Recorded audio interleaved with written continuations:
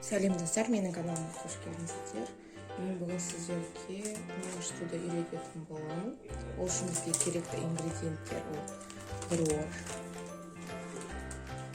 және де май, жарты, және де қант пен тұз. Және де ең басты ингредиент ол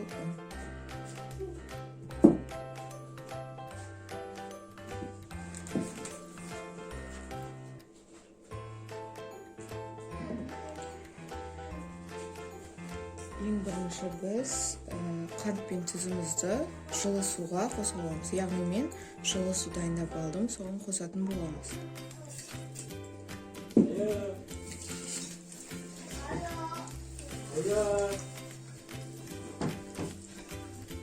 Осыны араластырып біткеннен кейін біз оған яғни жарты май құятын боламыз. Яғни жарты кесе май.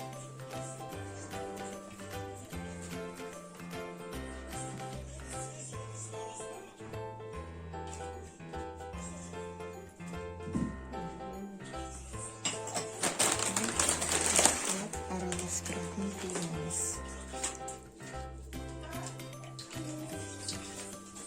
Бұл обязательно жылы су болу керек. Ыстық не суық болмау керек.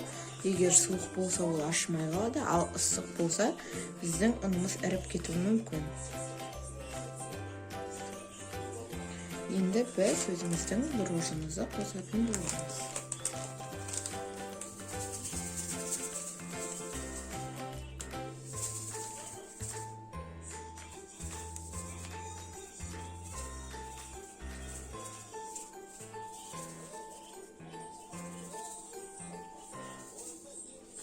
Мінекей қосып алды. Оны өздеріңіздің көз мөлшерлеріңізбен қоссаңыздар болады.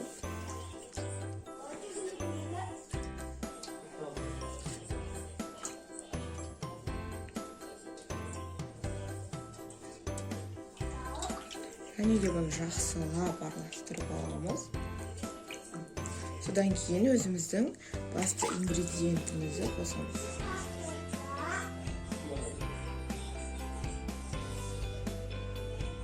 Ұнды жай-жайлап қосамыз.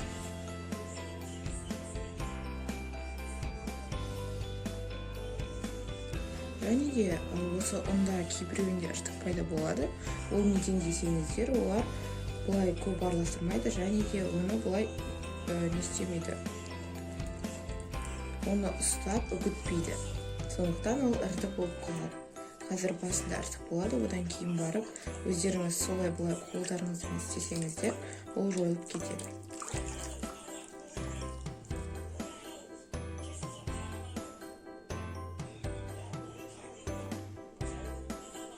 Тағы да қосамыз енді.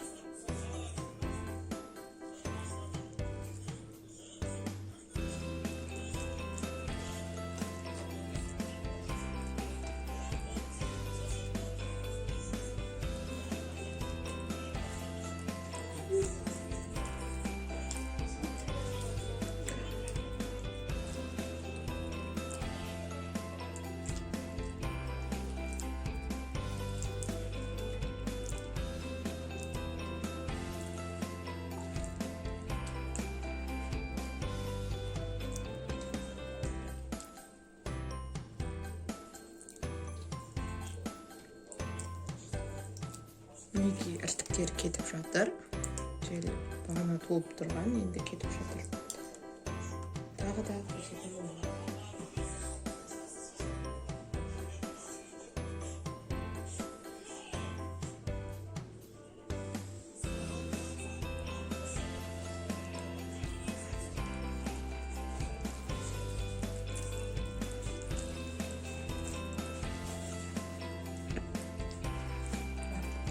Егер сіздердің нандарыңыз ашымай жатса, онда дрожждың мерзімі өтіп кеткен деген сөз.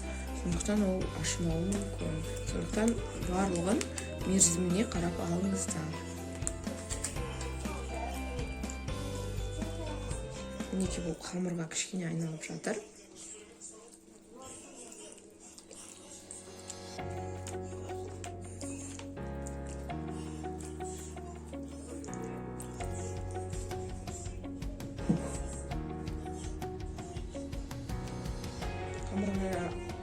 бойынша біз ұнды қоса береміз. Қуылғаны үшін кішкене.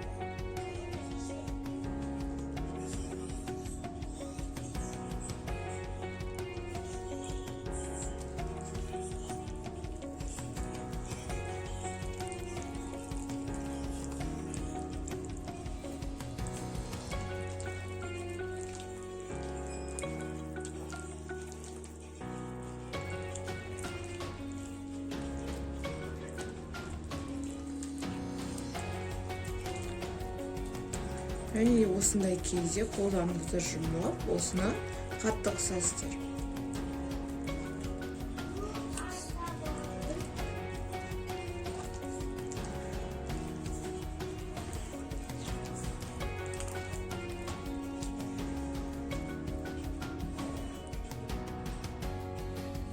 Және де тағы да қоюлар үшін тағы да қосамыз.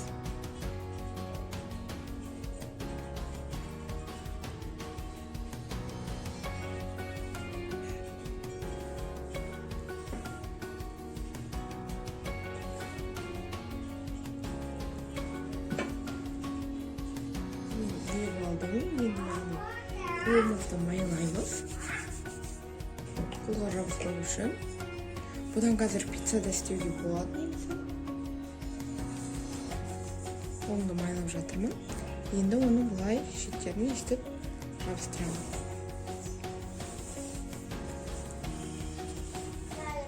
Кейбіреуін қолға жабысуы да мүмкін. Содан кейін бетін жауып, және де оның сыртынан бір нәрсемен жабу керек. Өте күшті көтеріліп шықты. Енді біз онымен пицца істейтін боламыз. Мінекей мен барлығын істеп алдым. Мінекей мен ашқан қамырымның, яғни біреуін жеке алып алдым. Енді осына, яғни қолымызды бірінші былай майлаймыз. Одан кейін барып, ашқан қамырымызды алып, яғни сол осы несінде алып аламыз. Әйтпесе ол егер тағы да былай бұрамалайтын болсаңыздар, ол яғни бағанағы ол яғни өстіп бір орында тұра бергеннен ол жақсы көтеріледі, және де ол созылып тұрады. Ал егер сіздер оны қайтадан бұрамаласаңыздар, онда ол дұрыс көтерілмей қалады. Байқаусызда жыртылып қалды. Енді біз өзіміздің, яғни мен өстіп салып қойдым. Енді мен оның және де ұшын жырттым. Мінекей. Енді жағамыз.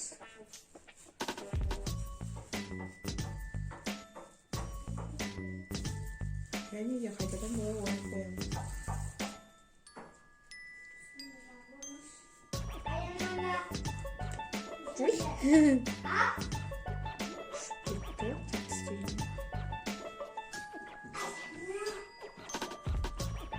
Басы негізі бұлардың ауындық кетеді.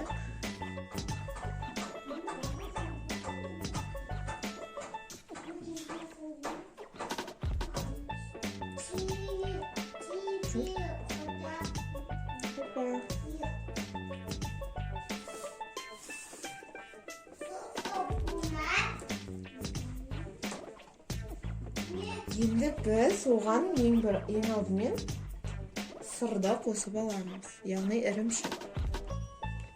Молынан қоссаңыздар, сыр өте дәмді қылады.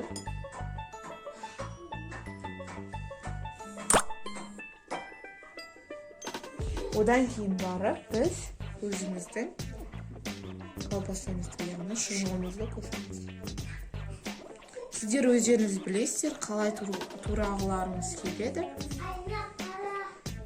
Жіңішке қылып турасаңыздар да болады. Мен кәдімгідей қалың қылып турадым.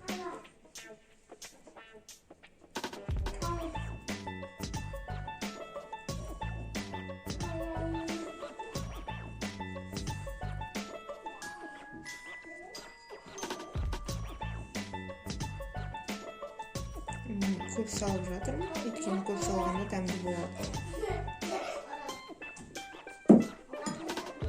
Және де үстінен тағы да сырды сеуіп жібереміз. Сыр көп болса өте дәмді болады, және де созылмалы, әдемі болады.